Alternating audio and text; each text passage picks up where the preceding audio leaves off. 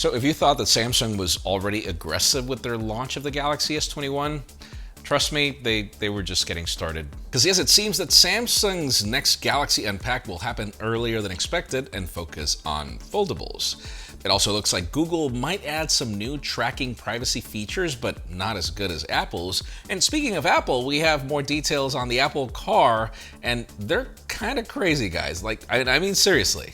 I'm Jaime Rivera, and I've got a couple of questions. Is the Apple Car going to charge like Apple's Magic Mouse? And will it bring Windows? Diego, this is a terrible joke. This is Pocketnow Daily.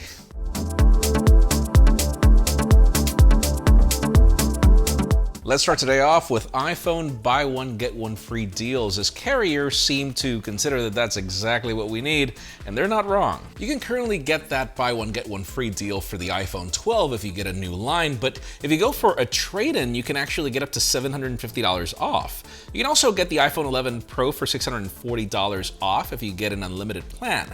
And then B&H currently has OnePlus 8 for $350 off, leaving the entry-level Onyx Black variant for $450 shipped. You can also get two OnePlus 8Ts for $1,124, which amounts to pretty much $374 off. And I think you get the theme of where this is going. A lot of it has to do with Valentine's Day, so yeah, buy one, get one free, or get discounts for both. Now, for those of you looking for Samsung deals, the company still has trade-in deals for devices like the Note 20, which starts at $449, the Ultra, which starts at $750. The S20 FE is also available, starting at $425, but of course, you need an eligible device for trade-in. By the way, there are still trade-in deals for the Galaxy S21 series as well with store credit. I'll be sure to link to those in the description. And don't forget, SUPCASE is still our #1 choice for device protection. Use promo code 10POCKETNOW on Amazon to get 10% off the award-winning UB Pro, or use promo code POCKETNOW15 on SUPCASE.com as well. We also have deals on the Sony Xperia 1 Mark II, in addition to Sony earbuds and more in the description. And don't forget, we have partnered with SUPCASE to give away a Galaxy S21 and a Galaxy S21 Ultra. Yes, we've got more days for that still left. Follow the first link in the description and enter promo code POCKETNOWGalaxy. That'll enhance your chances to win. Now, how about if we move on to foldables? And that's actually going to be part of the theme of this video, starting off with the fact that, it seems to be the mainstream, or at least what companies are trying to do for 2021. So yeah, the company has given us two foldables with the Mate X and the Mate XS, which was just a refresh. Now, recently the company filed some patents that hint that we might be getting a new design, and it kind of looks familiar. It looks like the Z Fold 2. According to the leaks, this phone will bring an 8.01-inch display and the 6.45-inch cover display, which will bring a pill-shaped punch hole. No selfie camera on the main display though. On the camera department, Huawei will reportedly give us a quad camera setup with a 50-megapixel main lens along with a 16-megapixel and a 12-megapixel and then an 8-megapixel sensor, but we don't have specifics on what those do. It'll also be powered by the Kirin 9000 SoC along with a rather small 4400 mAh battery along with a 66-watt charging. And yes, the price tag is expected around $2,000, but due to the whole ban, we might not be getting it on this side of the world anyways. Now seriously, the reason why we're covering this is because the company has already sent out press invitations to happen on February 22nd, and they pretty much show the inner folding display, so let's see what we get. Now, how about if we talk about Apple and their least conventional projects, which seem to be a lot and actually happening soon. Starting with the Apple Car, which was a big topic yesterday. A new report from CNBC claims that this will be a fully autonomous vehicle, and it will not be designed to have a driver.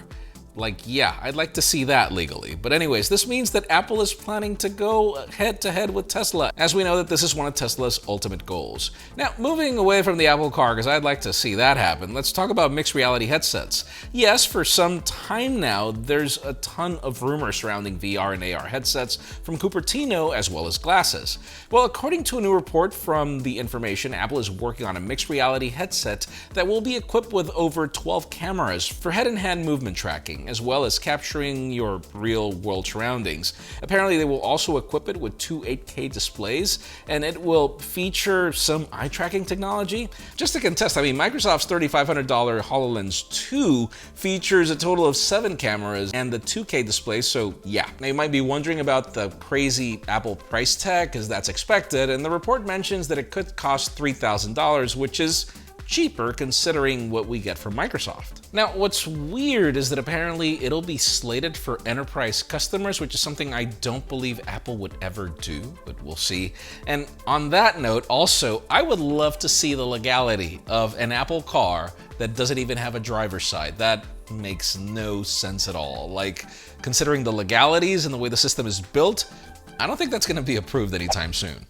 Obviously, last week we covered how Facebook is suing Apple over Apple's privacy practices because they go against Facebook's interests, even if Facebook doesn't really word it that way. If you're aware of these, iOS 14.5, which is currently in beta testing, will require developers to ask the user consent for tracking their activity across their other applications, websites, and other devices. You'll get a prompt with the options, and the app will ask you if they can track you or not. Facebook's whole case is that this will affect small businesses as they can't track your data to serve for their ads. Yeah, right. Anyways, according to Bloomberg's Mark Gurman and Nico Grant, Google is also looking into this matter with Android, but there's a catch. According to the report, Google might implement this feature, but in less of a stringent way. The report mentions that Google is trying to balance the rising demand of privacy-conscious consumers with the financial needs of developers and advertisers. They are apparently seeking input from stakeholders similar to how they're developing the new Privacy Sandbox feature for Chrome. So apparently Google's approach won't directly ask you to opt in or out of being tracked because advertisers won't really like that, but they will probably opt for a solution that allows a certain degree of ad targeting, but still in a narrower scope for the kind of data that they're collecting. Now, you know what's funny? The fact that Apple is launching the update to Face ID on the same software update where these privacy changes are coming, meaning that it's going to be so irresistible for you to update to the latest version of iOS, there's no way people are going to skip it, so sorry, Facebook. And finally, for the hottest news today, let's talk Samsung and foldables, as clearly that's going to be the company's major push for 2021, even if they already went out with a splash with the S21. Late last year, we heard a ton of rumors on how the Galaxy Note line was dying, so Samsung could shift their focus to their foldable products. Samsung debunked that, but there's also some rumors that it might be still happening because, I mean, if they are going to make that Z Fold 3 into the Note, then that's kind of still a solution. Another thing Samsung mentioned is how their launch schedule might be changing, which we pretty much saw with the S21's release.